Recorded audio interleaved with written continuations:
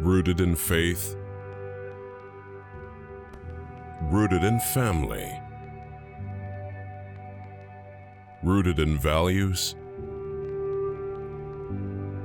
rooted in traditions.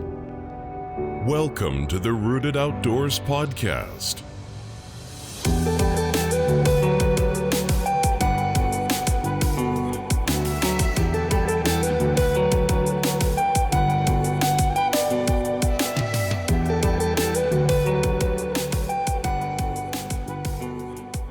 And now your hosts, Corey Bauman and Dave Ashworth. Welcome to the Rooted Outdoors podcast. We've got a special one for you tonight. We're bringing back one of our favorites, one of the best podcasts we've ever done, and we're bringing him back today. Before we introduce our guest, though, Dave, dude, It's whitetail season, and you're going out tomorrow, right? First hunt of the year, going out tomorrow. I don't know what took so long. Probably because I really don't have any spots, so that hurts. Wasn't prepared. Until today, you're right. But I'm going out tomorrow. Kind of just like I don't know what to call it, like just a dry run, just to like get in a tree. Yep. It's a spot where I'm gonna see deer. Like I don't remember a time that I've gone to the spot and haven't seen deer. I don't have a doe tag for this area, and the chance of seeing like a mature buck, now at this spot with some of the pressure is just not going to happen, but it'll still be a cool sit, a good way to break it in. Like it's just super easy to get into a tree there. So I'm excited to get rolling. And then I have a way more exciting hunt Saturday with huge cold front coming in, hunting the farm for the first time. So really excited about that hunt. That one should be pretty solid, and that one does have a chance to see a mature deer. So when do the temps drop, man? Like overnight Friday, like into Saturday morning. It's gonna be perfect. Yeah, you'll be in there Saturday morning, right? Yeah, it's been dropping already. Yesterday it was like high 80s, and now it's like low 60s, and it's going to kind of maintain that, and then Saturday morning it's going to dip into like low 40s, which is that's a bit. I mean, literally within a 4-day span it went high 80s to low 40s. Huge, man. That's a big deal. That, and there hasn't, usually there isn't a drop this soon yet, but some years there's a little bit of a drop where it's like they'll get a little antsy, but not this year. Hasn't been like that at all, man. No, not like this. So I think the first one is going to get them on their feet, hopefully. So we shall see. Hopefully they'll be out there eating the fields. You can sneak in behind them and get into the bedroom, and it's a perfect win for where I want to set up in the morning. Like, obviously hunts never go as planned, but this one's setting up to be one's setting up to be pretty good so far. So we'll see. Yeah, and they're starting to log this week at the farm, right? They are. I don't know what. Yeah, we'll see. I don't know. Yeah, I don't know what to really make of that or what that's going to do, but. We talked about it, and it's just things will change, and we just have to adapt. Like that's just hunting. So yeah, man, dude, it's here. I always say that it's like we wait, and then all of a sudden, boom, we're in the season. I was out last week, and it was like 95 degrees at 4 p.m. That's no good. And I was standing shirtless in the stand for like a half an hour trying to dry off. Yeah, like, literally. It was not fun, but I had to get out there and knock the rust off. So. You do, yeah. The first one or two is not. They usually do not go super well, especially hang and hunt. Nope, it's tough. It wasn't good, but not good. So rusty carrying new camera gear in this year and stuff. I'm like trying to carry a stand, my bow, and a camera gear in, and it just wasn't good. Yeah. Anyway, let's jump right into the podcast. I don't have a ton of updates, and we're updating people with our videos and our new series, which we'll touch on at some point. But we've got an awesome guest, and somebody that I am really blessed. We're both really blessed to call a friend that we've really gotten to know over the last couple of years. And I think actually the first time he was on the podcast, we had never met before. Dave, you had talked to him first, and he's not only. Let me just rephrase it. I had bothered him many times first. That's how it started. So yeah, and I still do. And honestly, that's one of the best qualities of Josh, is that he's just such a giving dude and brother in Christ of ours, and just somebody that we just really resonated with. And then I moved to Texas, and then really got to know Josh, met up a couple times. We went to his film school. Josh owns a company called Rustic River Media, where he does film production. Let him tell you a little bit more about that. We had him on last time. He was doing the same thing. He's also a hunter. We're going to dive really into the hunting aspect of things more today than anything. But Josh, happy to have you back, man. Hey, man, it's good to be back. Good to be back on your podcast. Thanks for having me. Yeah, dude, we're excited, man. It feels like we've been friends for a long time. It does, right? Yeah, it does. It does. Yeah. I mean, we've got all kinds of hunts booked together, things like that. I mean, you'd think we've been speaking friends forever. Speaking of an update,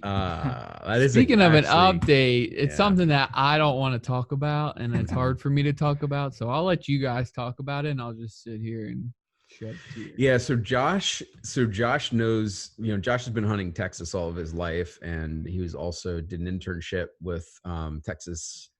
No, I'm gonna mess Texas it up. Parks and Wildlife. I Texas did a couple internships. Yeah. So one of the things that we just started talking about was these draw hunts and how many opportunities there are to hunt exotics and mule deer and all these different species in Texas. That's one of the cool things about Texas. And one of the things I've never done is waterfowl hunt. Dave tried to get me to go out for so long. And of course so Josh and I and Hayden, his friend Hayden, applied for this waterfowl hunt in I guess it's West Texas, right? Northwest Texas, yeah. And we got drawn. We just got found out we got drawn. So that's December, and that'll be my first waterfowl hunt. So Dave wanted to be there, but he's not going to be able to be there. Because... I did. I'm sad, but I mean, it'll be awesome, man. I'm excited for you to just experience that. I'm telling you, I've warned you many times, and I'm sure Josh will too, that when you start getting into that, it's hard to stop. It is. Yeah, that's what Josh has been saying. Yeah, it is. It's awesome. Yeah, I almost like waterfowl hunting more than whitetail hunting. I never ever thought I'd say that, but dude, when you get into it, it's hard to stop. So much fun. It is. It is awesome. It's very cool, and it's just a whole different experience where you're not worried about scent control, and it's just more camaraderie, in a blind together. It's just it's just awesome. I love it. I love it. I have nothing for duck hunting, by the way. And Josh and I were going back and forth. I'm like, dude, I don't even have a shotgun. I have a shotgun, but not one I could use for that, right? So I don't even have a shotgun, and I don't know I don't have waders. I don't have any of that stuff. But he was like, yeah, he's like, honestly, it's just basic stuff. Don't go crazy. You have a good shell and just warm clothes and good waders and a gun. But I needed to get a shotgun anyway, so this is kind of I needed a shotgun for turkey anyway. So there you go, man. I'll be getting Staying dry. Staying dry is the key. It is the key. Because a lot of times you're hunting when it's raining, and obviously you're in some sort of water, and it's just you gotta stay dry. So that's the key because as soon as you start getting wet and it's cold, it's game over. Good waders too. You fill up your waders, you're done. Game over. Yeah, you're done. That's it, man. You're done. I did that when it was 13 degrees out one time. And that was it. And I packed up and went straight back home. It was over. Yeah. I've only done it once, and thankfully I was scouting in the summer and just got a little aggressive. But even then it was still pretty cold, let alone in the winter time. You can't mess with that. So this is something we've literally never talked about ever on a podcast, just because, again, I never waterfowl hunted. But so can you guys just elaborate a little bit on Josh, because you know a little bit of where we're going, maybe not, you haven't been there, but so what does it look like? What are those 3 days going to look like for somebody who out there hasn't ever duck hunted? I have no idea. So what's that going to look like? That kind of thing. Just give us. So it's a 3-day hunt in the middle of December. We will definitely need to do, the last time I went on a draw hunt, the thing that almost ruined my hunt was I did not do any scouting beforehand. This is too far for me to go scout. It's a 6-hour drive from my house, but we're going to scout some aerial satellite maps. It's probably going to be a lot of, because this is Northwest Texas, it's probably going to be really flat, maybe a little hills, and probably going to be hunting a lot of wetland cells that are flooded and maintained by Parks and Wildlife. And so when we hunt it, when we show up the first day's orientation, and what they'll do is they'll draw your name, our group name, out of a hat. And when they do, we will have to pick 1 or 2 areas that we want to hunt. Well, if we don't know what the areas look like, then we're just picking 2 random spots. And that's what I did last time. And fortunately, the 2 I picked were good. So that's going to be the key, is like looking at sat maps before we go and making sure we kind of understand the layout of the land. But then when they draw our name, we're just going to go drive out in the afternoon, scout from a distance with binoculars, maybe a spotting scope to kind of see what kind of ducks are where. And then we'll go up early in the morning, build a brush blind, and get ready about 30 minutes before sunrise. And we'll drink some coffee. And then all of a sudden you're going to hear, sounds like little jets coming over your head.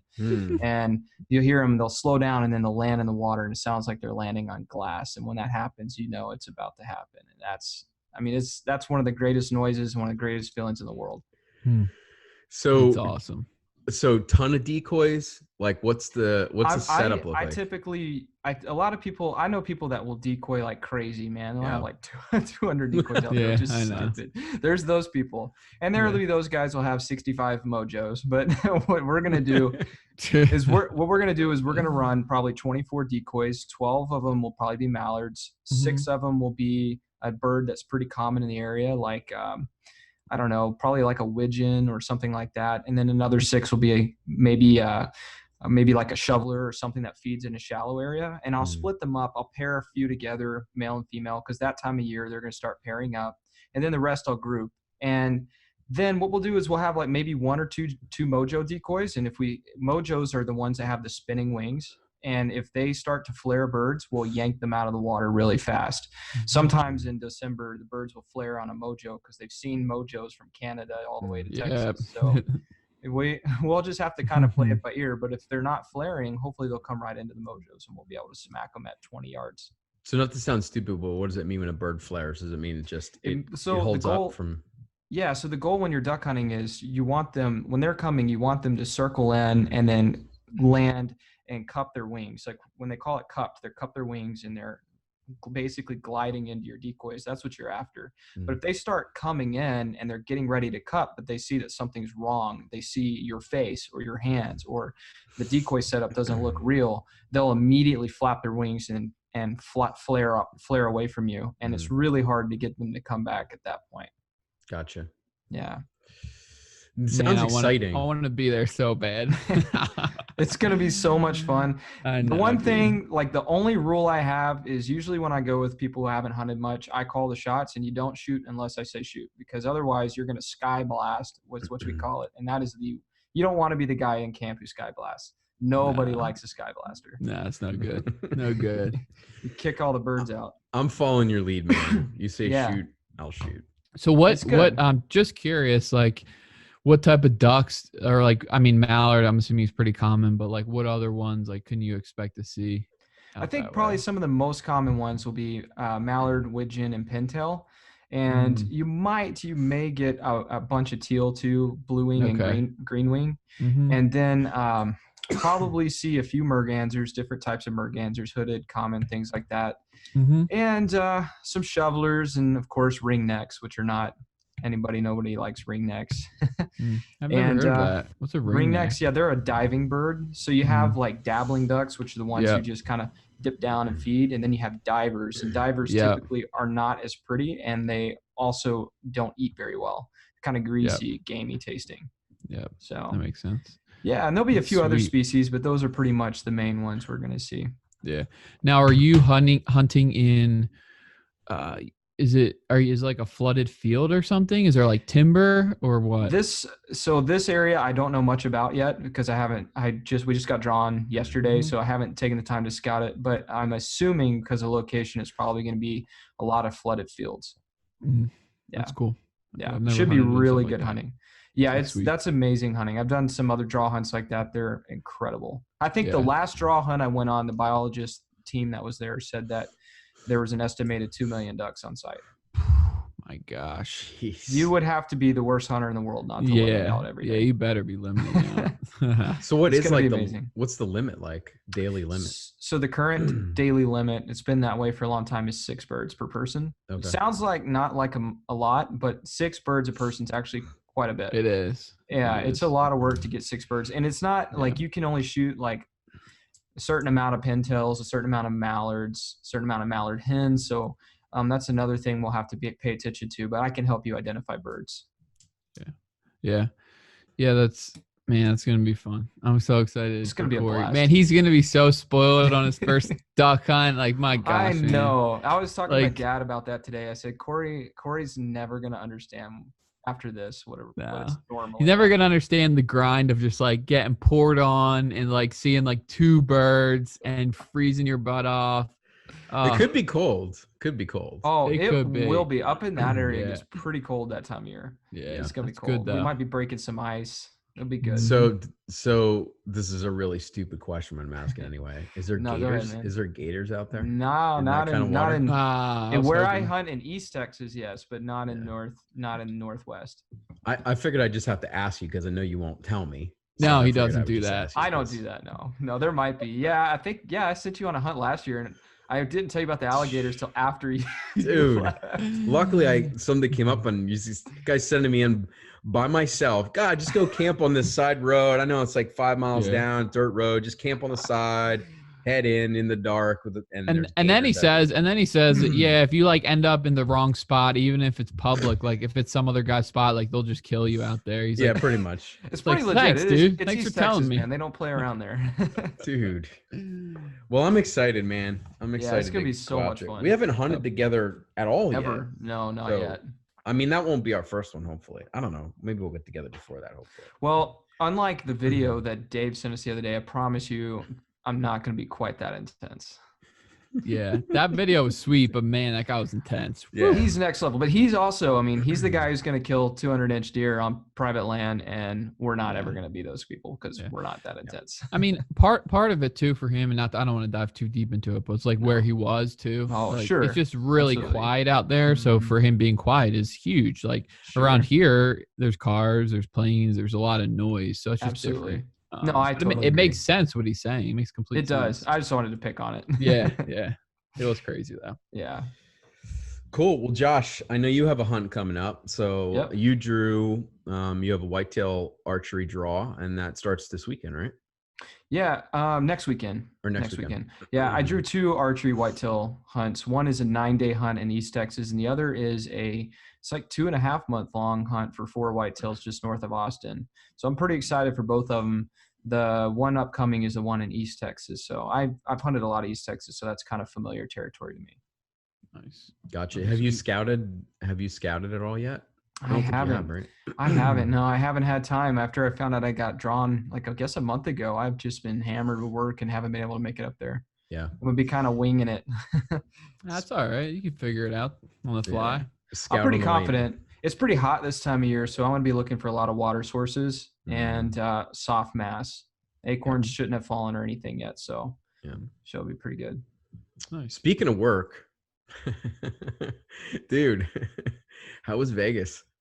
Vegas, well, dude, what happens in Vegas stays in Vegas. So I don't know that I can Unless talk you're on the about that. Rooted Outdoors podcast, then you Right. tell everything. You have to. That's true. 100%. Man, it was pretty good. Yeah. So I was up in Vegas shooting. A guy wanted to shoot a one episode, basically documentary series of attempting to break the world record by shooting a 4-mile long rifle shot, and he was successful on the first day. Wow. It was pretty intense. The bullet was in the air for 23 seconds, which is a long That is time. insane. Seriously, like I could read a book by the time you pull the trigger and the time it hit the target. It was pretty Insane. awesome though, but you never knew when they were going to hit. I think the most impressive thing wasn't even the fact that they hit at 4 miles, but was the fact that they were grouping around the target at 4 miles. To be within 15, 20 yards of a 6 foot by 6 foot target at 4 miles away consistently is extremely impressive. For sure. Yeah. What- That's incredible. What does the setup look like? Like, what does the filming setup look like? So first off, it's really challenging because when he's shooting the gun, his barrel's angled like super high. And if you think about it, the scope can't be pointed down enough at the target without looking through the barrel, which is impossible, obviously. So he's got these crazy optics and that have mirrors inside of them mounted in front of the scope that's refracting what he's looking at and bouncing the image into his scope so he can look down range even though his barrel's pointed way up. Super interesting setup. And film wise, obviously you're not going to see an impact at 4 miles away. You could barely even see the target at 4 miles away. So my goal was just to film the guy pulling the trigger, hitting the target, the reaction of everyone the second it happened, that type of thing. And then downrange, they had a live stream camera set up. They had this guy who took security cameras and mounted them downrange and was live streaming the target 4 miles away. So we were able to see the impact live on a computer screen. Wow. It was really interesting. Crazy. How many shots did it take? I honestly don't know. It was quite a bit. I think it took probably like 60, 70 rounds. But if you think about That's it. not that bad. No, and at 4 miles, the thing about 4 miles is the wind is blowing one direction where we are and a whole different direction where the target is.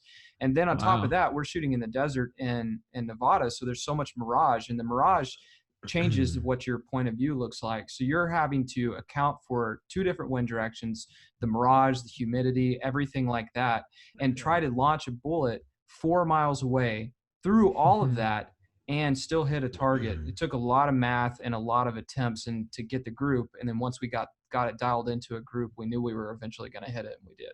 So what's his background? Is his background in like long range shooting, military, something, or like what's... So he's former military. He currently works as a federal agent. I think he's in like counterterrorism or something like that. He couldn't quite disclose to me exactly what he did. But he loves long range shooting, and the information, he's currently the king of 2 miles, which is a competition where they shoot 2 miles away. And he's won that competition several times. And he's currently the most recent winner.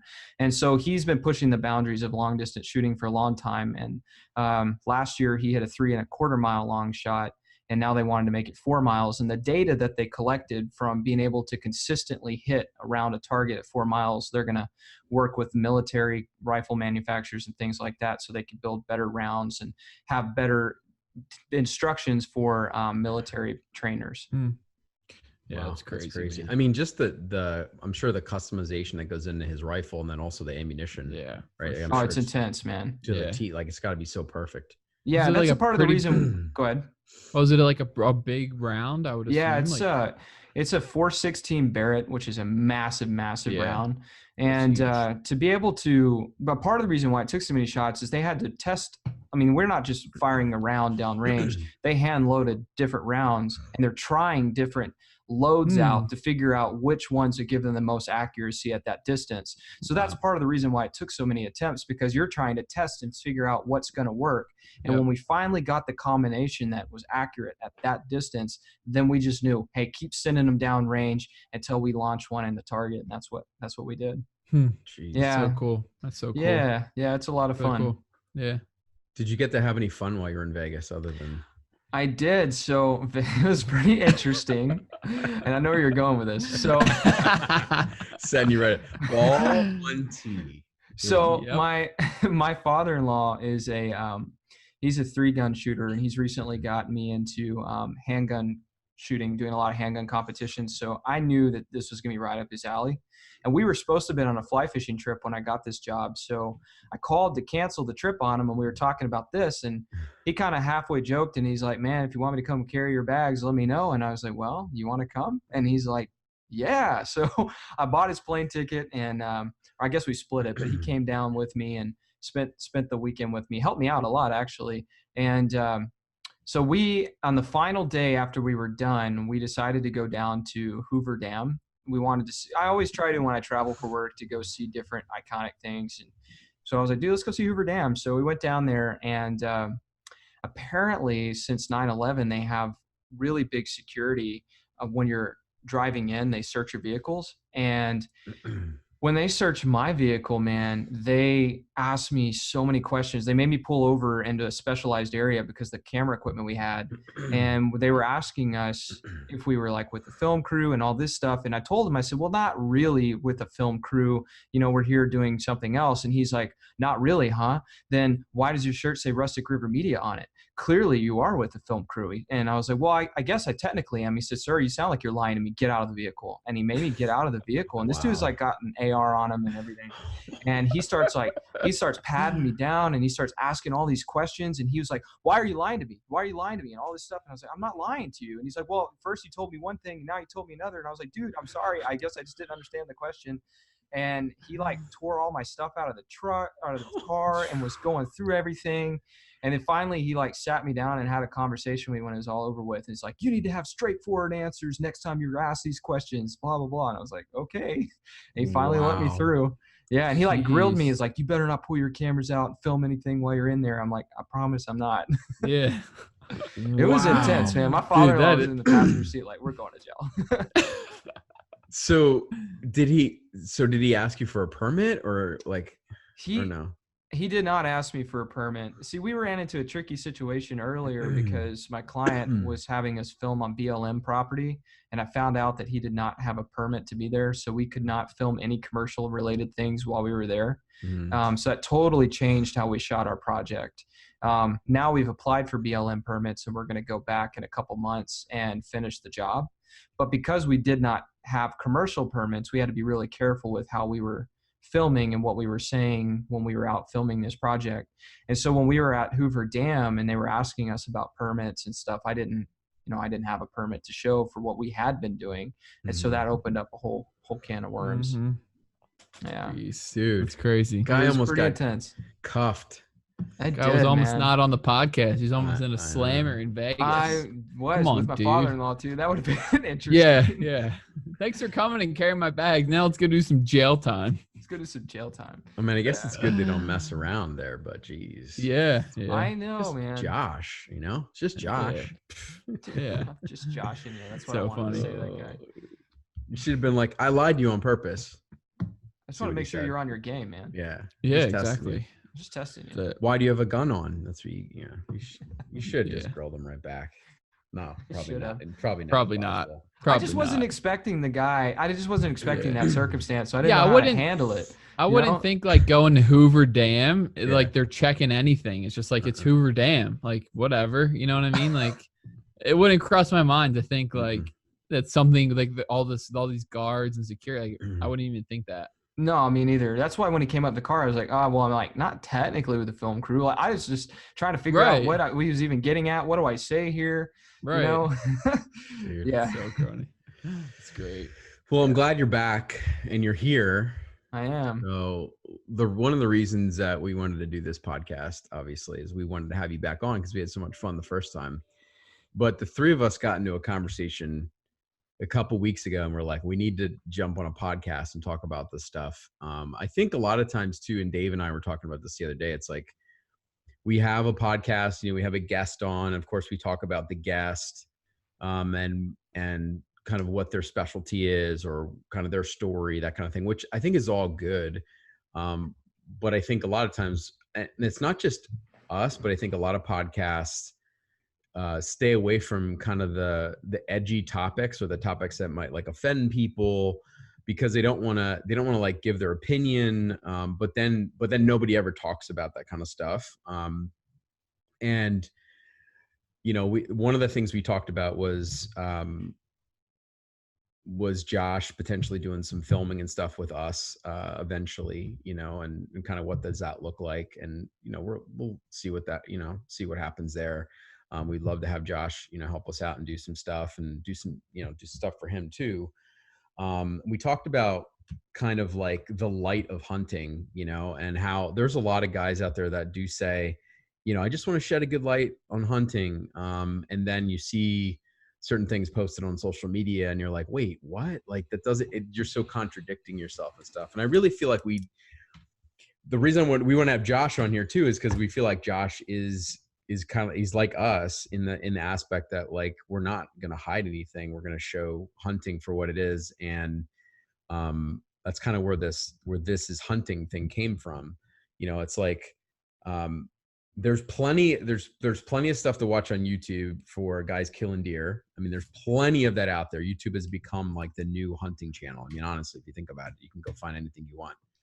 And I think there is some guys that are doing the right thing. But I think there's a lot of things that we got into when we were talking, the three of us were talking, that were like, man, we should do this on a podcast, because I think there are some things that can be improved in the outdoor industry. And I think if we talk about it, we kind of create a community where guys aren't afraid to talk about it or stand up for what's right too. It's our obligation, I think, as hunters and conservationists. I don't know what you guys, that's a lot that I said there, but like, what are your thoughts? I mean, I want to jump into this topic pretty deep.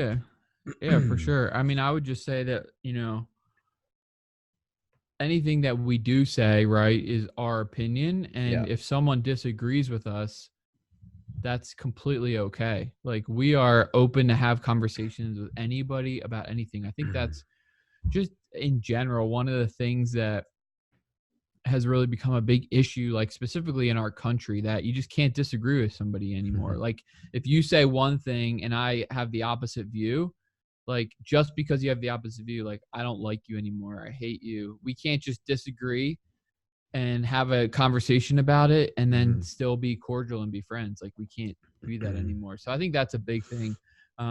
So, you know, when we do talk about like certain things in our opinions, I want to make the point that we're, you know, if these are some of the things that maybe someone out there is listening does, that doesn't mean that we don't like you as a person at all. It's just that we disagree with some of the things that you might be doing, and we're open to have a conversation with anybody about anything. Sure. So I just wanted to kind of throw that out there as a kind of a preface to this whole conversation. That being said, we are going to ruffle some feathers. For sure. That's true. I mean, the thing too, like kind of what Dave was like, we're not by any means perfect. We know that, like, we're not. And I've made mistakes that I wish I wouldn't have had when I was younger hunting and stuff like that. I think it's if you make a mistake, like, do you learn from the mistake and never do it again? Or do you, what's the word I'm thinking of? Not contradict yourself. What's that word? Can't think of it. Word's gone. It's gone completely. Whatever, it's gone. Vocabulary. But like, you hear guys say, oh yeah, I'm a conservationist and I want to shed a good light on the hunting industry. And then in the same breath, you see them doing things that you're just like, wait, but maybe they don't get it, or maybe they're just saying that because they're trying to get followers on Facebook. Honestly. Yeah. So, yeah. Josh, what do you think, man?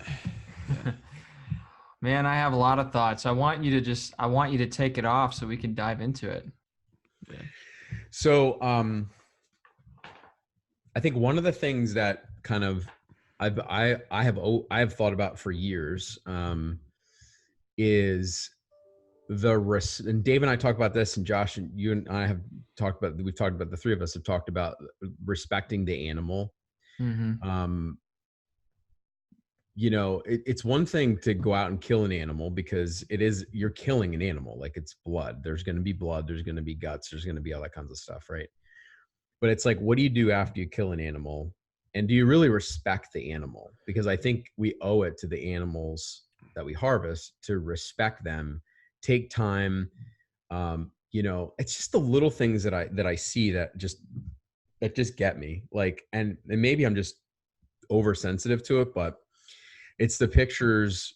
And even I've seen some pictures of deer like just completely covered in blood, you know, and I guess I always look at, like, I see a picture like that and I go, if the wrong person sees that, then it completely sheds the wrong light on what we're trying to do. Like, even though I know it's a blood sport, like, you don't have to show every little thing. Like, Dave sent me a picture the other day. Somebody took a photo literally of the inside cavity of a deer for like no reason. Like, I don't even know what the reason was for that.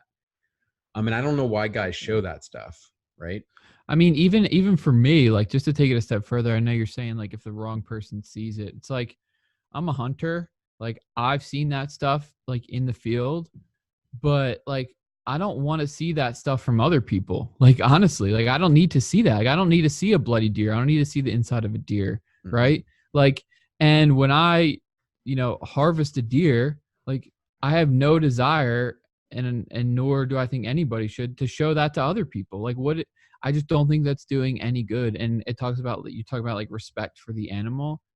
To me, it's just, you're just treating the animal like just as like a slab of meat, and Mhm. it's just, there's just more to it than that. So like beyond just someone that might get offended, like it bothers me too. Like being You got to make completely it. honest. Some of these guys guys and gals make an effort to show that. It's not even like, I mean, it can happen. I get it. Where you snap a picture and it ends up on social media and you're like, maybe I should have done some with the deer. But like, I remember when I shot my deer in 16, like we were really conscious of all the photos we took. Like, I mean, I was brushing like grass off the deer's face. Like, I don't know. I'm not saying that, again, like it's our opinion. I'm not saying everybody has to do that, but like before we even snapped a picture, I don't know. It just, for you sure. like think about those things, Yeah. So when I was studying wildlife management in college, and also when I was interning for Parks and Wildlife, one of the things that they always talked about was how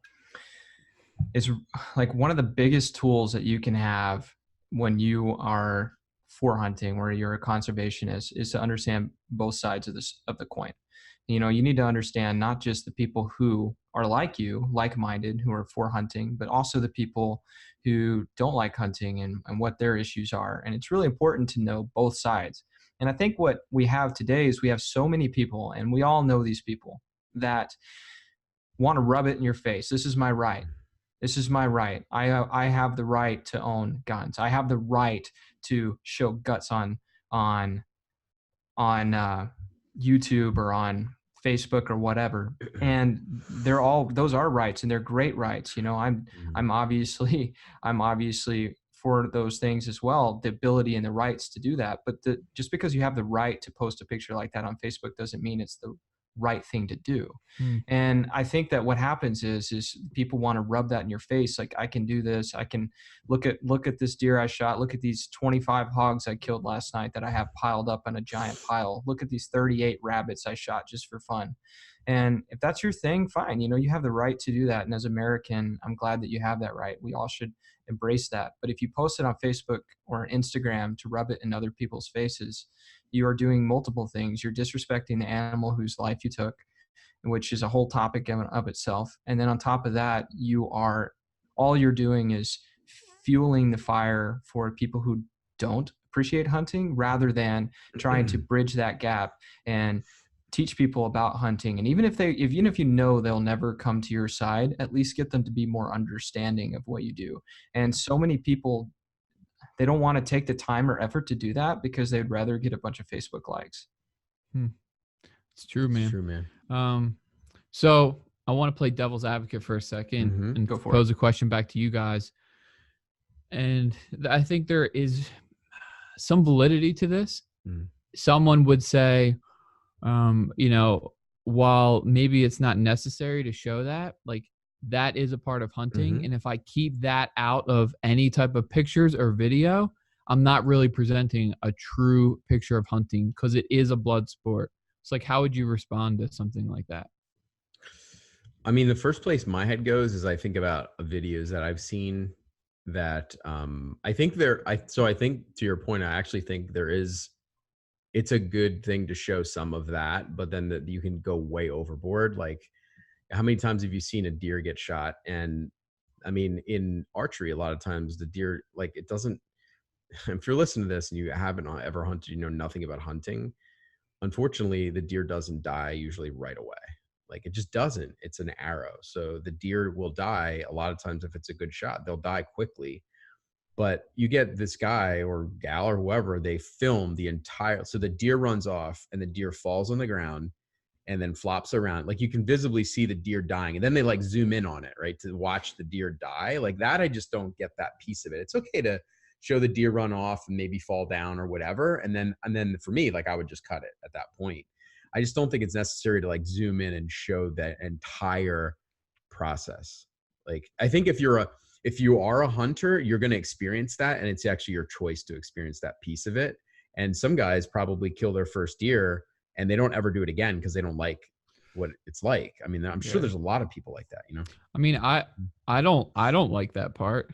Like that part, you know, we talk about like the mixed emotions we get, right? When we harvest an animal, like there's a lot of like awesome things about it, but then there's like, you're still taking the life of something.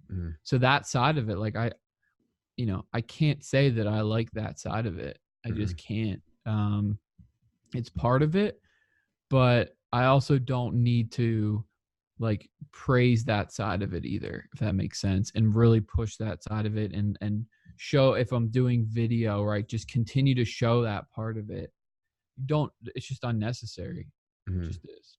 No, I hate that side of it too. Like I remember my dad, he almost got upset I was with him when he shot his very first deer. He didn't grow up hunting and he was so excited, but at the same time he was like, man, that's really, really sad, because he loves animals. I love animals. I tell people this all the time. I'm probably the biggest animal lover in the world, but I'm a diehard hunter. You could be both. But to answer your question, Dave, I think it's okay to be educational and it's great to show things in a tasteful way, but there's a difference between showing someone in the process of maybe skinning out a deer or the process of taking the meat and turning it into food or anything like that, and there's a difference between that and showing a lot of blood and guts and things to rub it in your face type of thing, animals piled high, tongues hanging out. Like Corey said, a deer, close-up shot of a deer flopping around like a fish out of water. Like that's the kind of stuff that is not tasteful. And I don't think like you need to share that experience. Yeah. I think that's just something that if you're a hunter, that's part of it, but I don't know that you have to take it that far as to publish that everywhere. To your point, Josh, I actually wish there was more butchering the process of butchering a deer, because that shows a really good piece of what hunting is, right? Like that's why I hunt. Like for sure. If I'm gonna hunt if I'm gonna harvest something, kill something, like I'm gonna eat it. Like oh, absolutely. We talk about that duck hunt. Like I don't know if I've ever. I think I've had duck, but I'm not even sure. You get the right one. You better believe I'm gonna eat duck. Get the right one. They're good, man. They're good. Yeah. I think that's another thing that, and this kind of goes a different direction, but something else that we've kind of talked about is I think that it's great to, like, I'm a meat hunter. I think we probably all hunt for meat. Like we love the meat, but I also wish, and this is me kind of playing the devil's advocate a little bit, I almost wish that when people talked about hunting, they don't always say, oh, I'm only a meat hunter. And everybody says that because they feel like that's the only defense that they can have. But guys, like, let's be honest. No, you're not. I mean, if you're just in it for the meat, you go down to the grocery store and you buy some lean cow meat or something, or buy something healthier, like, let's just be honest. If you're going to hunt, own it. Like, you don't have to rub it in anybody's face. I don't think you need to go that far, like we just discussed. But at the same time, we hunt because we enjoy the process. We enjoy the chase. We enjoy the camaraderie. We enjoy being out in the woods. We enjoy getting to study the animals and learn about them and how to be with them without them knowing we're there. Like, all of that is the experience. That's why we hunt. And I'll be honest, like, of course I'm after the biggest deer I can find or the most mature deer I can find. I'm a trophy hunter. I'll come out and say it. So, but I also love the meat and I do eat the meat. And so I don't think you should go so far either as to be like, oh, I'm just a meat hunter. It's all I do is hunt for meat. Cause, like, let's be honest, if a doe's out there and a 5.5-year-old 175-inch deer, you're going to shoot the 175-inch deer, not the doe. Yeah. And the doe probably tastes better. So. The doe probably tastes better. That's true. Right. Yep.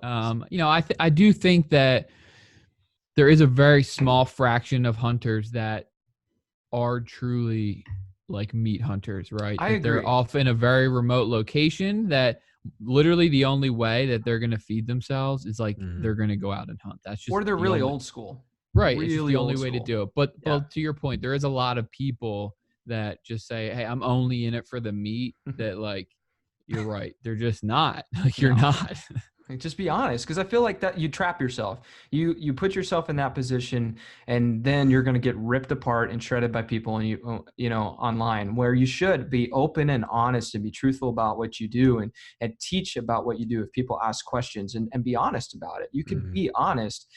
and still teach people about hunting or why you do it or why you enjoy it. And they don't have to understand, but don't fib around it though, you know? I feel like there's this like, it's like a battle on social media, right? Like I feel like there's sometimes when people will post pictures of deer they shot and it might be like a little bit smaller than what, yeah. And they'll even say this deer isn't the biggest deer, but like, I'm proud of They it. have right? to. Yeah, they have to But they're preface setting it. themselves up because you know that there's guys literally waiting for a picture like that to pop up so they could go, should have let them go 2 more years. No wonder antler restrictions aren't working. You know, like, I don't know, man. I love to see that. What really gets me though, what really does like get me where it really gets me is like when a father will post like a picture of his son with like their first doe, and it's like a young deer or whatever. Like I love that kid got out there and he hunted. And then you got somebody that's just gonna post something stupid about the deer being small or something. 100%. Terrible. Dude, it's like terrible. There's people like just waiting for that kind of stuff. Yeah. You know? I mean, the whole social media thing, like when you see a post, like you just have typically in most situations, probably 99%, you have no idea the story surrounding like that person's life, that hunt that went down. You have no idea. Like they shot a huge buck. You have no idea if they've been chasing that deer for 10 years. You know, it's a 10-year-old buck, right? And they finally killed it. Or if they went out back and poached it last night. I know. You literally have no idea, right?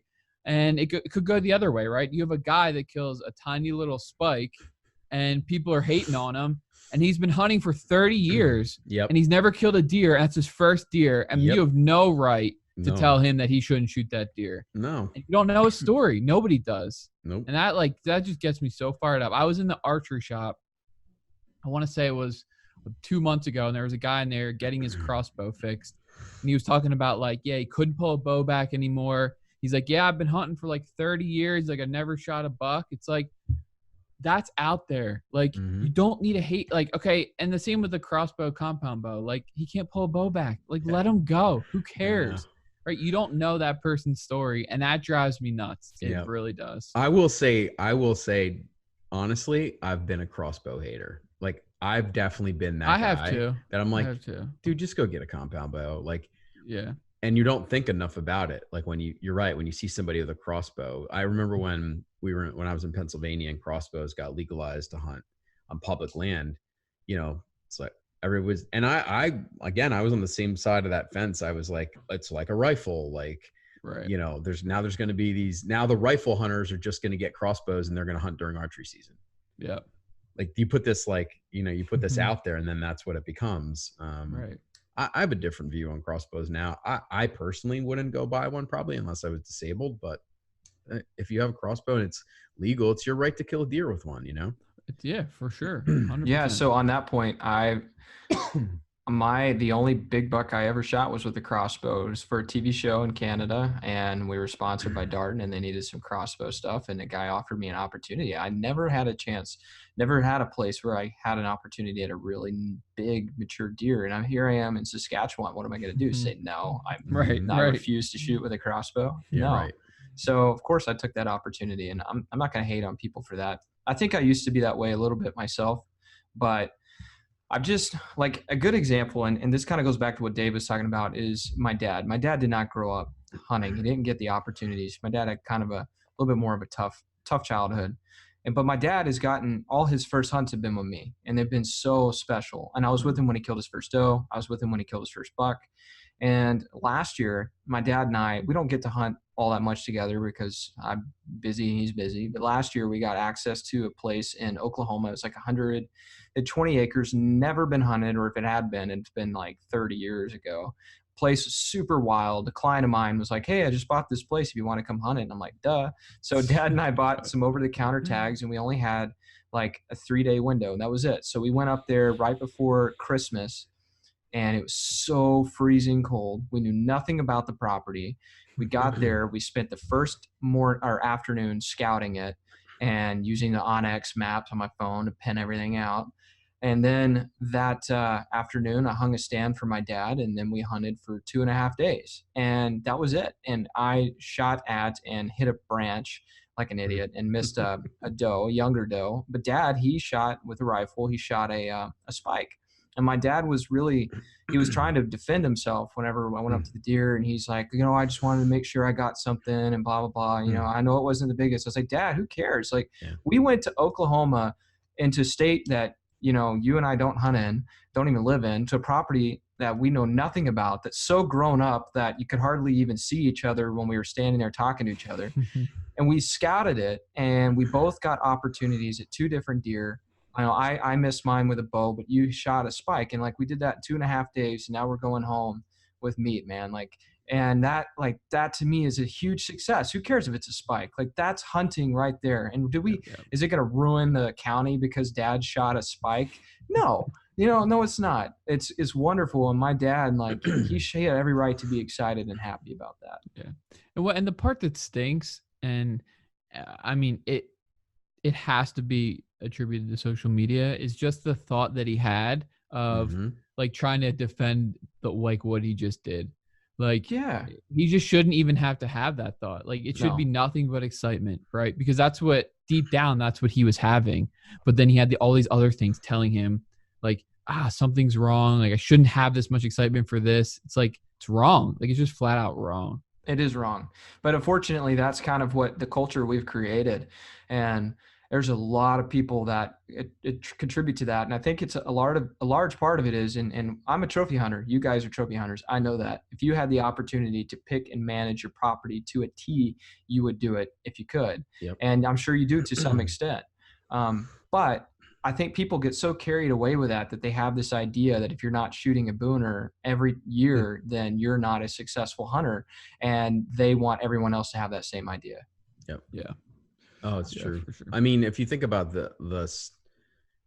even though it seems like there's a lot of people shooting giant deer on YouTube, like, think of still what the small population of people that actually, to Dave's point, of how many people that have gone 20, 25 years and have never shot a deer, period. 100%. There's so many people out there like that. So many.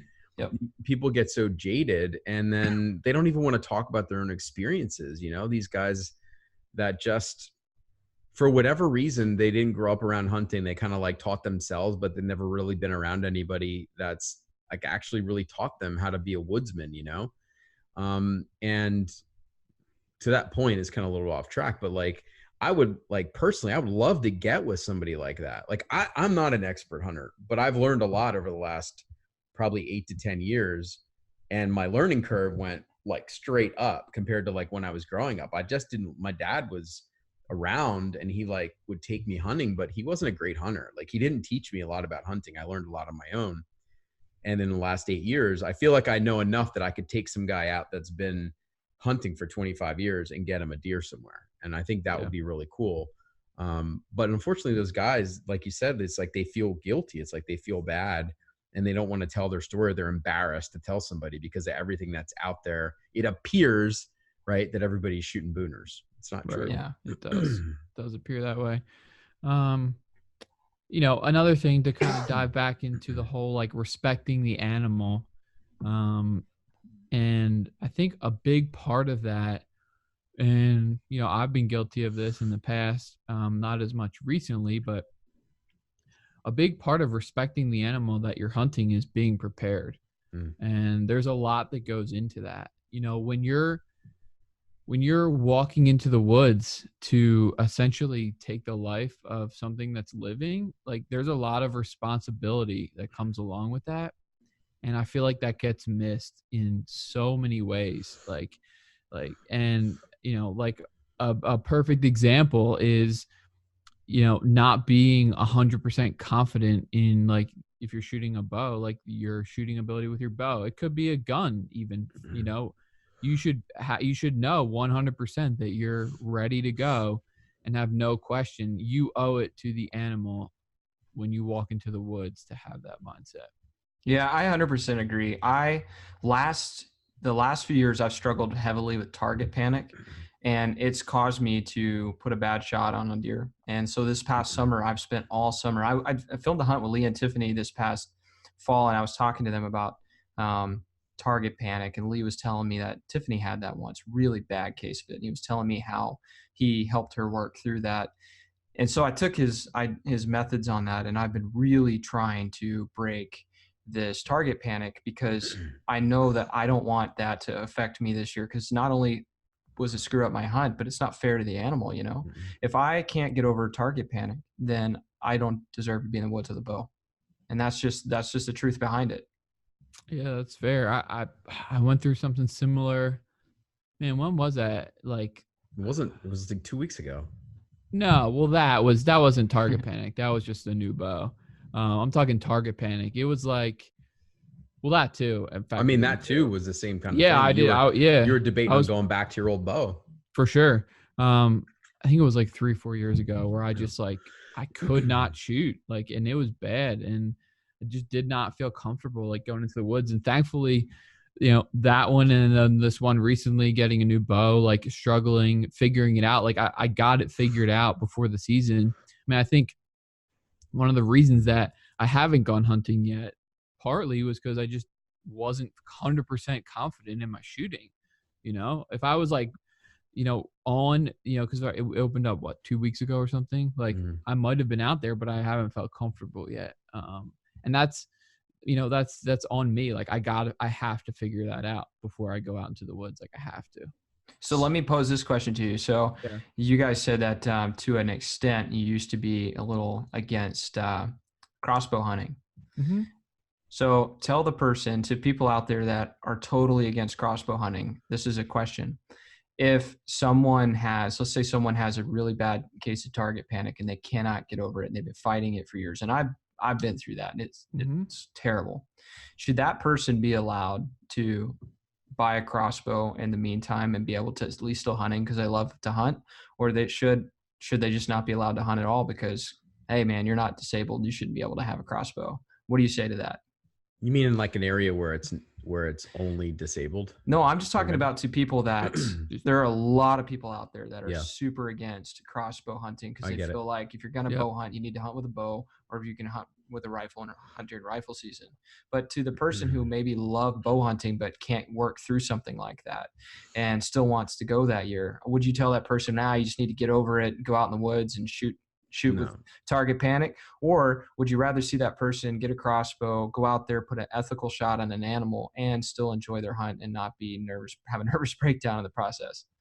I mean, I would say crossbow. For sure, crossbow. I would say, you know, continue to shoot, right? Continue to practice with your bow. And when you feel, you know, confident again, do that. Yep. But yeah, I mean, I don't, you know, if you love hunting, and to me, like, that would be a responsible thing to do. It's like, realize, hey, I can't shoot my bow right now, right? So like, do I want, like, they probably don't want to go to a crossbow, but they want to be in the woods, then go for it. You know, you're allowed to use a crossbow, go for it. Yep. So I bring this up for a point. So the reason why I bring that up is one of the biggest things that I think is a problem with hunting today is that if you are not hunting a certain way, if you are not bow hunting, if you are not a traditional shooter, even to some extreme, then you're not doing it right. You're not a real hunter. So I bring that up to say, to me, we should all be working collectively to promote hunting, whether someone gets in it by getting a crossbow and going during bow season, or if they're a rifle hunter, or if they want to be traditional and shoot with a recurve bow or even a longbow. I feel like hunters should quit picking on people based on what they're doing or how they're doing it. You know, in Texas, a lot of people bait. I personally am not a big baiter, but people bait. It's just how they do it there. And a lot of people up north don't. They hunt over food plots, or maybe they just hunt trails or things like that, or try to rattle their bucks in. And so to me, like, I'm all for ethical hunting of all forms in all ways, so long as it's ethical and legal. And I wish more people were that way. Yep. Well, and to your point, I think everybody has their own set of values too, right? Like, you have your set of values, I have mine. I think the three of our values line pretty well, but like, if your values is to not bait deer, even if it's legal, then that's your values. Then don't bait deer. If that, like, and I'm in the same boat with you. Like, I don't need to bait deer. Like, I can, if it takes me longer to kill a deer, I'd rather do that and have the chase of the hunt and all that stuff. Like, that's just me. But I don't judge somebody who does bait deer. Now, what I will say though, before I moved to Texas, I had a different view of it. I did. I really did. I had a different view of it. I looked at it differently. I looked at it like, well, you know, it's legal. Everybody baits there. It's a different way of hunting. I don't know if I'm going to be able to fit in. Like, I don't know if I'm going to be able to even have conversations with guys because, like, how do I tell them I don't want to bait? All these things went through my head. It's not like that. It's not like that. But yeah, I don't know, man. I think whatever you would, if as long as it's legal, right? Like, we just need to promote the actual hunting piece of it. I think you look at guys like the Hunting Public, Dan Infalt, the Beast. I don't know if you guys are familiar with his stuff. The way they hunt, it's their own style. Like, they don't care about scent control. They play the wind. They go hunt swamps, public land. Like, that's the stuff we need to see. They do it in a good light though, right? All the other things we talked about, they do it in a good light, right? They show it the way it's supposed to be showed, but they don't hide the things that need to be seen, if that makes sense. Yeah, 100%. I totally agree. So what are you, this might be a little more edgy, but what about television shows that you see or web series you see even to some extent? Do you think that the majority of, I guess you call them show hosts, would be the way that they're promoting hunting today? Or do you think that media is a video like that is actually hurting hunting? Yeah, I mean, I would say, this is just my opinion, I would say there's probably a handful that are doing a really good job. And I would say that the rest are probably missing the boat on some way, whether that's some of the things we talked about, whether it's just promoting things for like sponsorship reasons, or really pushing product that you know, maybe they shouldn't be. And it's all about like, oh, you got to have all this best gear. And then they just create this idea in people's heads that you're not going to like get something if you don't have all the best gear. Nothing wrong with having nice gear. Like we all like have nice gear to some extent, and it's really helpful, but you don't need it to have success, you know? And I think that some people kind of push that a little bit too much as well. So I think, yeah, just my opinion, I think that there's probably just a handful that I watch and follow that I think are doing a really solid job. And I think there's a whole bunch that are missing the boat in different ways. So I think there's a lot, you know, I think there's like two aspects of it. You know, you have the networks, right? Like the Sportsman's Channel. I think there's a lot less, to Dave's point, I think, and I actually don't have cable, so I could be completely off. Yeah, I don't watch on My TV opinion either. though is that the Sportsman's Channel, Outdoor Channel, like there's probably less, because it's so structured. And I mean, Josh, obviously you can comment to this, you were in that world, but like it's so much more structured and set up that like the networks need what they need, the sponsorships, the ads, like all that stuff is so choreographed that's honestly probably tough to show a lot of the stuff we're talking about in a really, really good way, or I don't want to say they're doing it wrong. It's just they're not showing enough of it. It's more of the kill and that kind of thing. Although like Heartland Bow Hunters on the Sportsman Channel, I believe they're on the Sportsman Channel. They're, you know, those guys, I think they do it right. And that's just who comes to my brain because they were on our podcast and we just follow them and stuff. I think in the YouTube world, you just get more of a selection of kind of what you want to watch, but then there's still the same stuff, you know, guys, you know, cursing on their shows and just like disrespecting the animal, like drinking beer after they kill it, like next to it. Like, I don't know. I don't get that. I just don't get that. Yeah. And I'll let Josh answer because I know he's got thoughts. I can just see him running around. No, I just wanted to see what y'all said. No, you do. No. You do. He wants to shut us down. Maybe he wants to shut us down. He set us up. Maybe. Yeah, he might be.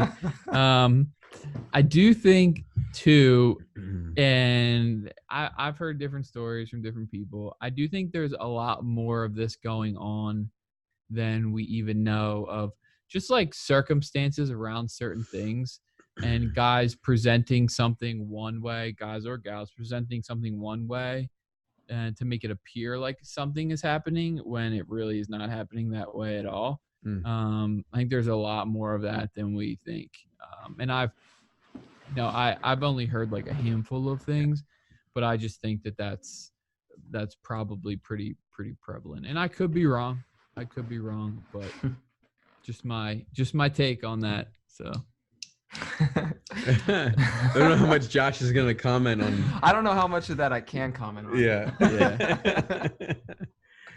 A few different things. Go ahead. Yeah, now I was just gonna say, like, what in general, like, you know, Yeah. what are your thoughts on kind of the question that you posed? Well, I think first off, I think there are a few that do a really great job of the way that they promote hunting. One of the things I really like about Heartland Bowhunter, they're probably the first show I ever followed, and one of the biggest reasons I got into doing what I do is the camaraderie, the friendships that they have when they go to the woods. Man, they just seem like a great group of friends, even family members that go out and just experience real raw hunting the way it should be. And they're very successful and they shoot some incredible animals, but they also work very hard to make that happen. But there's not a ton of that out there. I feel like there's a lot of shows that it's so much driven about the trophy anymore that I feel like it sets a wrong precedence for people, especially people getting into hunting. I remember when I was in college, I was so frustrated because, man, why am I not seeing 160, 170-inch deer? Well, I'm hunting East Texas public land. You know, I mean, they're out there, but I mean, it's really hard to find. I'm not hunting private land with food plots in Iowa. It's two totally different things. But it gave me the wrong impression, and it totally made me feel like I just was doing something wrong. And I was frustrated, and I know a lot of people who feel that way. I think, like to what Dave said, getting too far away with the equipment stuff. I mean, how many guys, you know, feel like they got to go to their stand with their Sitka clothes? And I wear Sitka clothes, but you got to go to the stand with your Sitka clothes on, dragging some kind of a scent thing tied to your ankle, and get in your muddy tree stand, and you got to hang up some more scent stuff up there so we can make sure that the deer know that you're ready to breed. So good. I hope they don't know you're ready to breed, dude. I know, but that's what we want them to know, you know. And and I'm pretty careful with my. All right, we might need to wrap up at this point. Josh Jeez. is ready to breed. Get it together. That's a different kind of film, dude. That's a different kind of film. Yeah. What's happening? All right. Anyway, so I'm pretty careful about my scent control and stuff, but you got to have your ozonics in the tree, you know, and you have to have all these different things or you're not going to be successful, rather than talking about just like different ways to hunt, how you can get on deer, what a quality deer in a certain state, in a certain area truly is like, how to get on that animal, promoting ethical hunting. How many hunting shows do you know where people gotten in trouble lately for shooting a deer that they shouldn't have shot, or shooting more deer than they're supposed to have shot just because they want to have a bigger deer on their show, and they get caught for it? I mean, that happens a lot anymore. I've seen it numerous times. Or people bending the laws or even breaking them repeatedly just to make sure that they get what they want on camera, so they're social media ready or TV show ready. And I feel like it's created a really bad culture for hunting, and it seems to be like a lot more people get in it today to make sure that they look good on camera so they could be like those people, rather than go out in the woods and put in the time and effort to try to take a mature 140-inch deer that's really great for their area. Yeah. I think the whole like ethical hunting combined with like woodsmanship is just like, it's just lost. You know, you just don't see that a ton. Like you said, a lot of the shows and a lot of the things you see is just not including those things. It's just not, and you know, it's not. It's just not good for the sport. It's so, not. All right, so. I agree with all this stuff, right? No, it's a lot. There's a lot. I know. Here, I just keep right? thinking about what Josh said. I know. All right, I'm done. That was it. I'm done. I'm picturing him with like Tink's 69, like dumping it on himself in the tree, going, "I'm ready." It's terrible. Okay. All right, we're moving on. So now all these things, right, that we're talking about, but here's the thing, and I don't have the answer to it, but I'd like to maybe throw some things out there, right? So we know what it is right now, right? But what is it going to take to kind of improve that? Because I think it gets harder and harder the more social media avenues there are for people, because it's just, again, it's their right. It's their right to do that, but it opens up the world. Anybody can post anything whenever they want to post it. Of course it's censored a little bit, but not really. I don't know, like what can like, and we have our thoughts of, we're only 3 people or whatever. We're only 3 people, but we could still do something. Like, what do we do? Like, what do people do to kind of change or, I guess, help people understand? Because I feel like we've been talking about this, not us, but like the industry's been talking about this for years now. It's like, got to shed a better light on hunting. Got to, you know what I mean? We got to stand together. We got to unite, because if we don't unite, bills will get passed and we'll lose public land and all these other things. So I don't know. I don't feel like the outdoor industry really is united, I guess. Can I give you an answer that's going to be very controversial and ruffle a lot? Well, yeah. And this would single-handedly take away a decent part of my income. But honestly, in my opinion, and it's just my opinion, the best thing that could ever happen for hunting is for Facebook and Instagram to ban hunting stuff.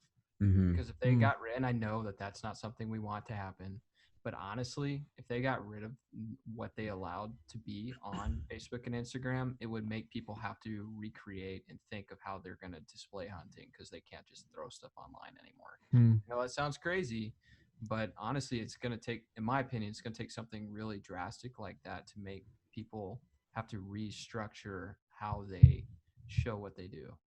Yeah. So let me ask you a question. Do you mean like totally get rid of any kind of hunting content at all, period, on like even YouTube, or no?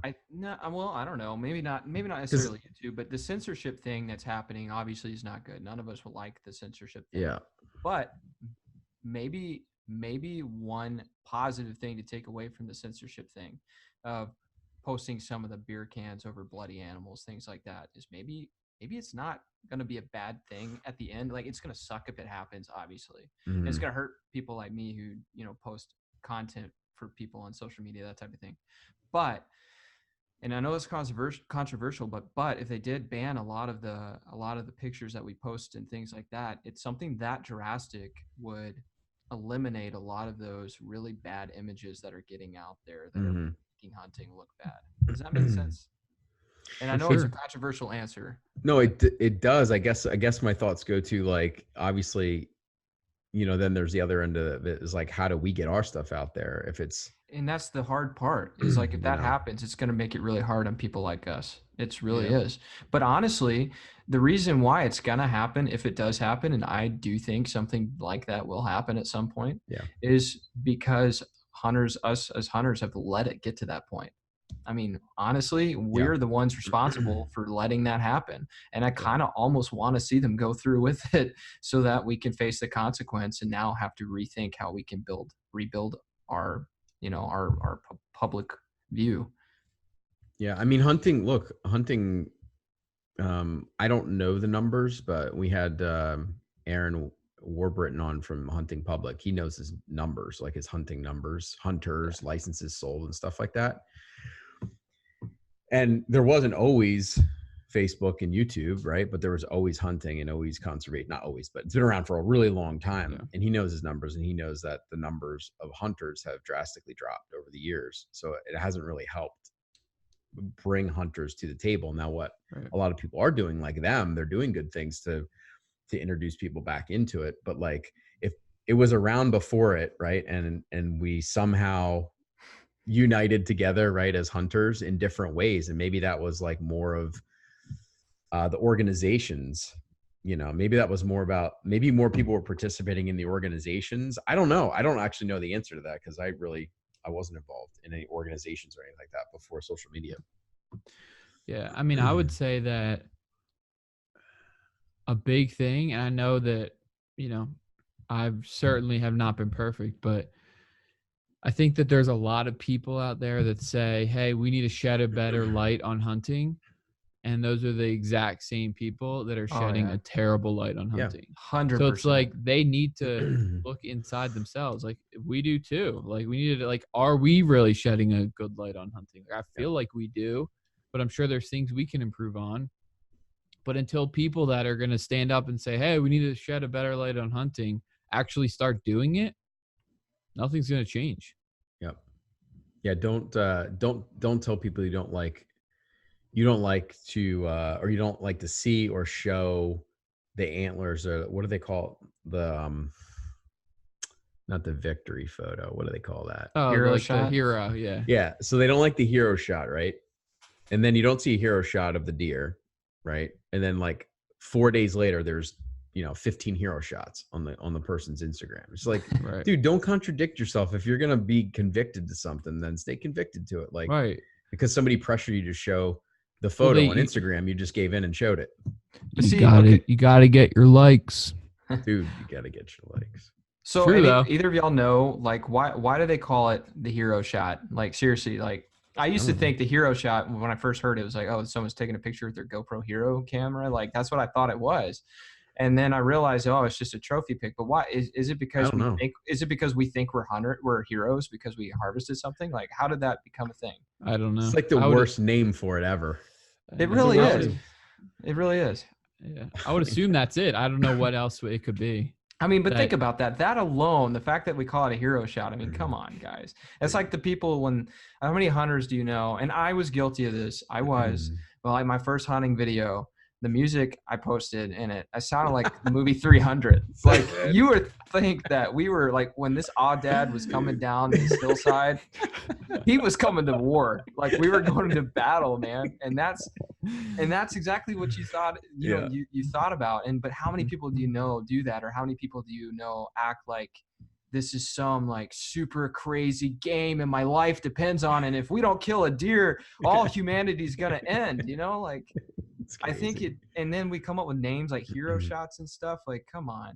I just feel like what Dave said, unless something extreme happens, like my controversial answer is, I think we just have to kind of take a step back and quit saying, oh, we need to shed a better light on hunting, and just take a step back and remember, like, why do I hunt? I hunt because I enjoy it, and because I love being in the woods. I love spending time with my friends. I mean, dude, honestly, I'm more excited to take you and Hayden duck hunting and spend that time with y'all and teach y'all how to do it than I am to shoot a duck.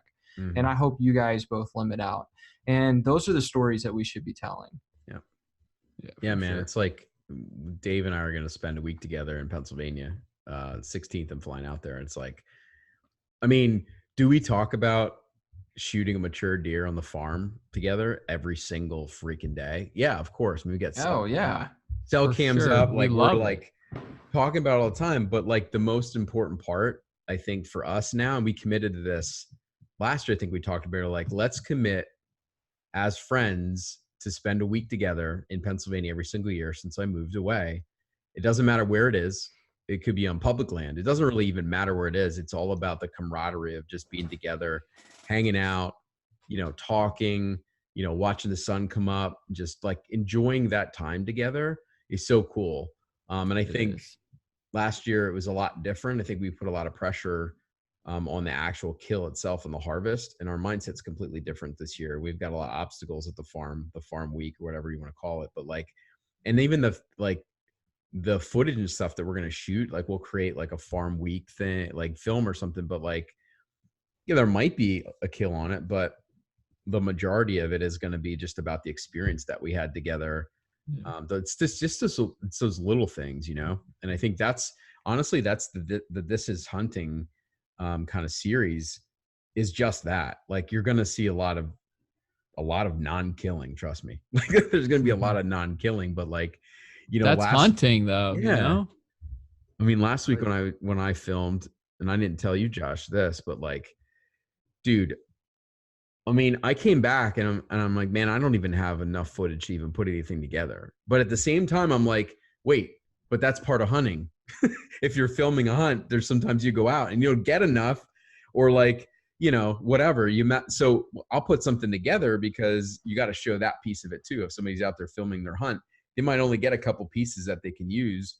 I'll figure it out. But like, that's the important thing, is just to show every little piece of hunting, not just the walking to the tree stand, climbing the tree, that kind of thing. So for sure.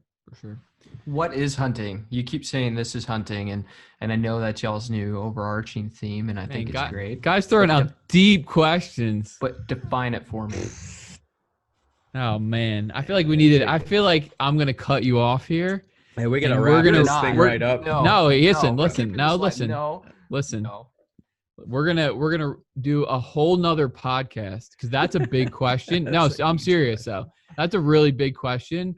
Mhm. That one, it's late and I have to get up and hunt in the morning. Yeah, he does. And I feel like we could talk about that topic for another 2 hours. Seriously, could. that's a big topic. So I feel like we need to table that, not because I don't want to answer and can answer, because I can answer, but I think we just need more time.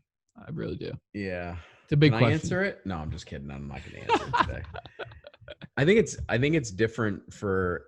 I think so. I think there's different aspects of it for everyone, but I think in general there is an underlining theme of what hunting is. But I do agree we need to do it on like a separate. Stay tuned for the podcast for that. Unless Josh has like a real quick answer. Yeah, as to if you what got he might one. thinks this is hunting. I do. Oh, we Okay. do? There you go. Now here we go. Should be good.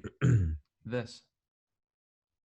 Huh? That's it. This? That's it. Just This this? is it. This is hunting. It's us pulling together right here, right now, to define what hunting is. It's us figuring out as friends how we can pass on what we love to do to other people. Like, this is hunting. This moment, podcasting. This Yeah. is every bit as much hunting to me as when I go out on my hunt next week. This is hunting, and it's part of the experience. And I hope more people can come to realize that it's more than just the deer. It's more than just a trophy. Like, this is hunting. Mhm. I like it. Man, I love it. Really good. It's really I good. love it. I'm love gonna it. drop my mic. And I'm Mic gonna walk drop. off Guy on just that dropped one. I mean, there's a lot of stuff coming up. A lot of hunts. We're all going to be in hunts. It's whitetail Yeah. season. And we still haven't gotten the results back for our mule deer draw hunts Don't tell Dave. Yeah, We're stop supposed to saying tell stuff, Dave. dude. and some waterfowl hunts. No, more. There's three other waterfowl hunts I we could pull. applied for Wait, 40 wait. hunts. I applied for 40. Wait, so did you get drawn on the first one? Are you Yeah. 1 for 1? Yep, No. 1 for 1 on waterfowls. Ugh. Yep. Mhm. 3 left. Well, I'll be there next year. One of them's in Coatesville, Pennsylvania. I don't know how we got drawn for that one, but Yeah. we'll be Yeah, there it's duck crazy. hunting in Coatesville. Weird. Come on out. Come on out. Come on out. No, there's 3 other waterfowl hunts, I think, maybe 2. Okay. And then one there's- of them I've been drawn every year I've applied for it, so I feel pretty good about it. Yo, it's Whatever. literally- it's- Whatever. It All right, starts we're the day wrapping after up. the other one. It's gonna be like a 7-day waterfowl trip around Yeah. Texas. Yeah. Wrap it up here. Wrap it up. No, Guys, but go. there's three opportunities left to get a mule deer gun hunt.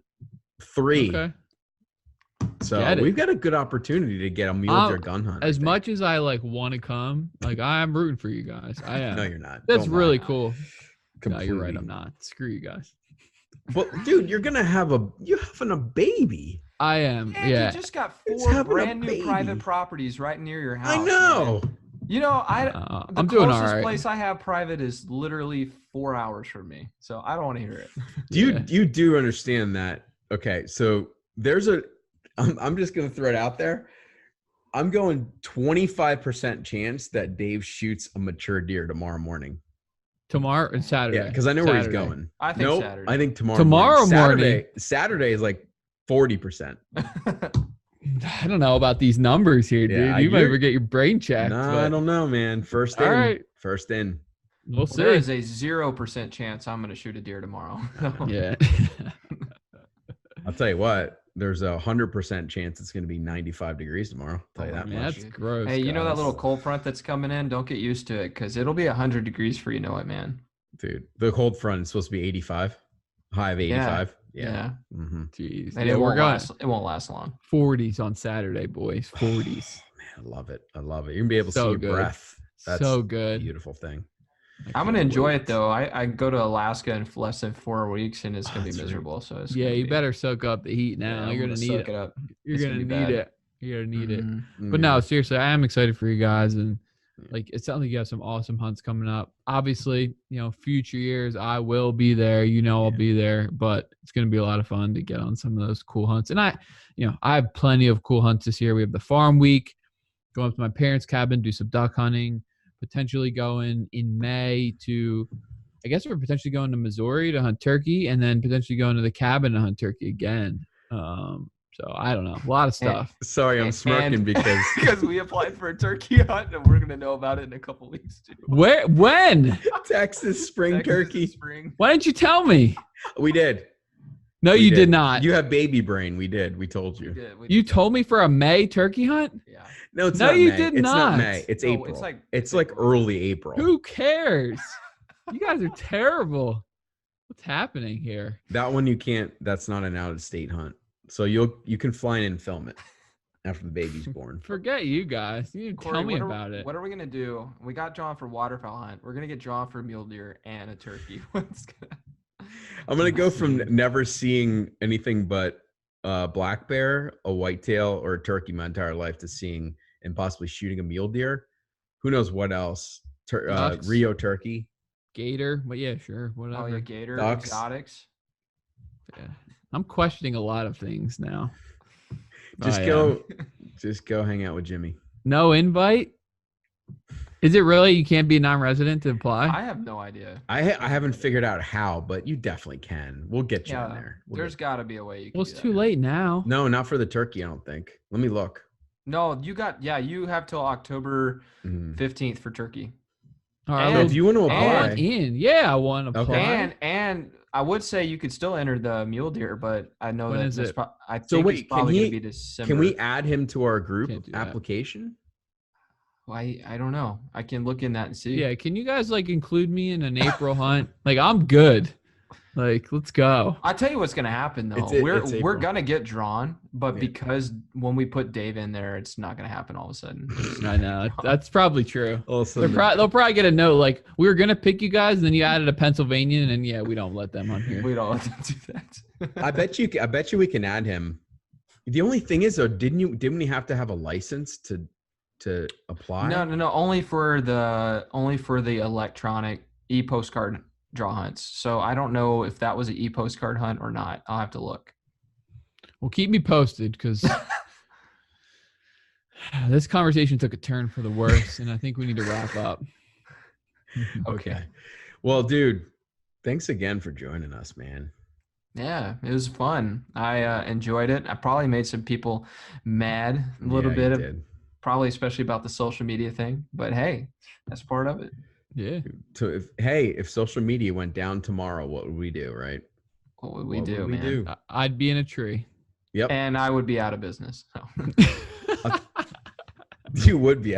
I would literally be out of business. Actually. You'd be in a tree because you'd have nothing else to do. I would be in a tree because that's where my house is. You know what though? If there was no social media tomorrow, I would still hunt the same way. I would still do the same things. Sure. For sure. I probably would still film. I'd figure out a way to just capture my own memories. That'd be it. For sure. Yeah, absolutely, man. For sure. All right, guys. Get some rest, Dave. Good luck tomorrow, man. In the Yeah, tree dude. tomorrow. And Keep you dude, guys like posted. 6 hours if you getting up. Can't wait, Dang. man. That's Awesome. The so spot. One of my favorite spots. First hunt of the year. First hunt of the year is a spot that I learned to bow hunt. I mean, it's not what it used to be, but man, I just love getting in that spot. Just a lot of good memories there. So Was it's that gonna be the a good first morning. year we hunted together when Mr. Ed was over there? I think that was year Two, maybe. So Yeah. Dave and I hunted this place, and we had it was before they let anybody else in there. It's a suburban property. I mean, it's like real suburban, Josh. Like you Mhm. basically pull in the guy's driveway and then walk into the woods, and it's surrounded. It's in like a cul-de-sac. It's crazy. And there was a deer in there that we ended up finding him dead. We were chasing him, and we were so close. It was the closest I, he ever was- think he we w- were. He was going down for sure. Yeah, He we was were gonna going kill down. him. There was It was no just a doubt. matter of time. We had him daylight and trail cameras while we were in there hunting and stuff like that. And Dave ended up finding him dead. So we don't know what happened, but Yeah. he scored like 135. He was a Dang. big deer. So there's big deer in there. So We'll good luck, see. man. Keep you Yeah, guys good luck, posted. man. All right, guys. Thanks a lot. Have a good rest of your night, and we'll have to do it again soon. Everybody out there, subscribe. It sounds funny to like talk about social media. Subscribe to Yeah. our YouTube channel for all of the This Is Hunting episodes coming up this year. And if you want to get a hold of Josh, Rustic River Media, it's Josh@rusticrivermedia.com, correct? Josh at rusticriver.media. Oh, that's why you didn't. Yeah, and you might be able after this podcast to reach me on a Tink's email address. That's true. You might get sponsored. I'm gonna get sponsored. Oh man, that commercial is gonna be hilarious. Josh at tinks.com. Josh at tinks.com. Oh, but no, in all seriousness, if you guys are looking for some film production, Josh is the best, honestly, the best at what he does in the industry. He's filmed Discovery Channel, all kinds of crazy stuff. He's a real pro. He was the one that ran the film school that Dave and I went to, and he's a wealth of knowledge. And like Dave said, just reach out to him because he just gives free information. He does. All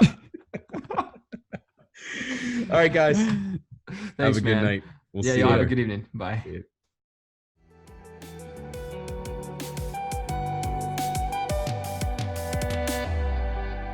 Thanks for listening. Be sure to like us on Facebook, follow us on Instagram, and subscribe to our YouTube channel to stay up to date with everything happening at Rooted Outdoors.